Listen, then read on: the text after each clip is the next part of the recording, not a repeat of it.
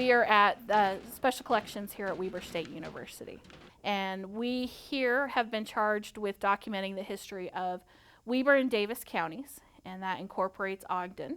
So today we're looking at the Utah Construction Company collection. It is actually the largest collection we have here at Weber State University. In total, once we process it, we're looking at probably 3,500 archival boxes. And it'll be one of the largest manuscript collections in the state of Utah. Nobody knows the name Utah Construction Company if you're outside of Utah. But when you start to look at the projects that they were involved in, then you start to understand how widespread they were. I mean, they were international by the time they were sold. They were responsible for the Feather River Railroad that takes you from Oakland to Salt Lake, Hoover Dam. They were responsible for the BART system in San Francisco. So I always love it when I travel from Oakland to San Francisco on the BART and you go underground. That's all Utah Construction Company built. They built one of the dams outside of New York City. And so when you take a drink from the water fountains in New York City, you're actually drinking water that's coming from a dam built by Utah Construction Company. They were in Korea. They were in Japan. They were in France. They were in Australia. They were in Peru. They were in Brazil. They were just everywhere. And so you start to see the international impact that this small little company that started here had on the world and global economies as well. These are the original board of directors and stockholders minutes from 1900 to 1912. So this basically starts with the Articles of Incorporation founding the company in 1900. So the company was actually founded by 5 gentlemen from Ogden, David Eccles, Thomas D.D., and then the 3 Wattis brothers. They are always called the 3 Wattis brothers, but it was William, Edmund, and Warren Wattis. They shoved everything in here. So it's not only just the corporate minutes, it's also any resolutions they passed, any certificates. But one of the things I absolutely love that just kind of got thrown in here was the actual contract with Western Pacific Railroad, building that railroad in 1905 through 1907. So this is not a signed one, but the contract, and you kind of can see all the agreements that had to be made and the money that was made between Utah Construction and the Western Pacific Railroad. At that time in 1907, it was pretty significant. It was a new passenger service railway through the mountains of California and Nevada. And so before, with the Transcontinental Railroad, you didn't get to really go through the scenic routes as you did with the Western Pacific Railroad. So this is one of those interesting things that we found in the collection, the first donation. And at first you wonder, what is this exactly? But what these are these are secret code books that they used to use when they would have to send telegrams back and forth. I guess even in 1905 they were kind of worried about corporate espionage. So they would come up with these code words that would mean certain phrases or people. And so when they would send a telegram, someone would get something and it would be something as stupid as adamant, admiral, advent. And you would look at it and not have any idea what that meant, but the other person on the other side could look at it and say, okay, adamant means accident at. Admiral is according, and advent is accountant is in good shape. Not that that makes any sense, but so it was a way of sending out information that wouldn't be able to be leaked or stolen by other companies, because you had companies across the United States that were all vying for the same contracts. And so it was a good way for them to be able to communicate back and forth and not worry about someone else getting a hold of how much they were bidding for, or of an accident that had happened or something. With one of their biggest projects, and probably the one that propelled Utah Construction Company onto the national stage, was the Hoover Dam project. And they were one of the founding members of the 6 companies. They had 5 other construction companies that decided to pool their resources together.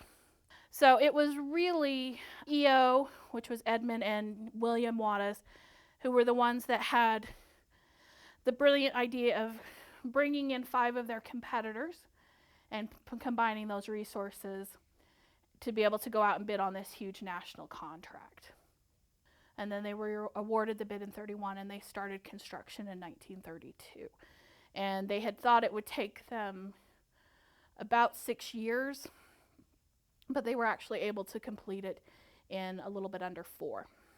So someone for the 6 companies went ahead and created this 3-volume set for all of the heads of the corporations, documenting the building of the Hoover Dam.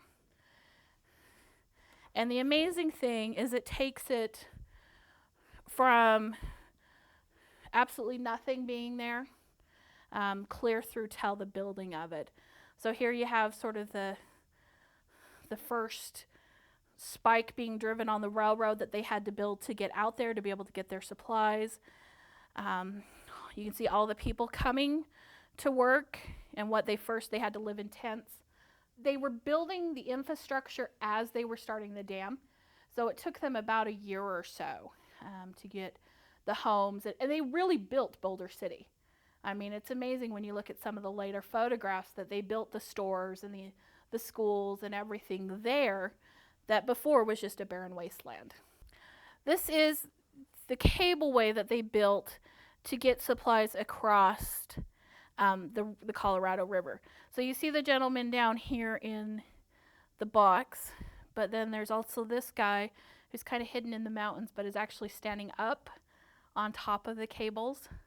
And so you're probably a good couple of 100 feet up above the river going across, and they would do supplies and workmen. So that would be how they would get across from one side of the canyon to the other side. So here are our high scalers. They're 1,000 feet above the river, and they're putting in sort of the ropes and things so that the other gentleman can get up there to start putting in the dynamite. So can you imagine, 1,000 feet up, no harnesses. And so here's, because you can see it's Hercules powder, but they called them powder monkeys. And what their job was those gentlemen were the ones that were responsible for loading the dynamite.